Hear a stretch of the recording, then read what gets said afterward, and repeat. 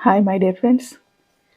Neuro science మీకు ఒక విషయం చెప్తుంది తెలుసా? అది ఏంటంటే మనం పదే పదే ఎవరి మీదైనా కంప్లైంట్స్ లేకపోతే ఏదైనా విషయం మీద ఊరికే కంప్లైంట్ చేస్తూ ఉన్నామనుకోండి, మన బ్రెయిన్ ఏం చేస్తుందంటే దాన్ని అదే కరెక్ట్ ఏమో అనుకొని తనకు తానుగా బ్రెయిన్లో ఒక సిస్టమ్ని ఫామ్ చేస్తుంది.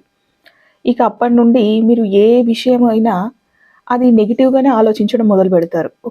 నిజంగా ఒక మంచి విషయం జరిగినా కూడా మీకది నెగెటివ్‌గానే కనిపిస్తుంది.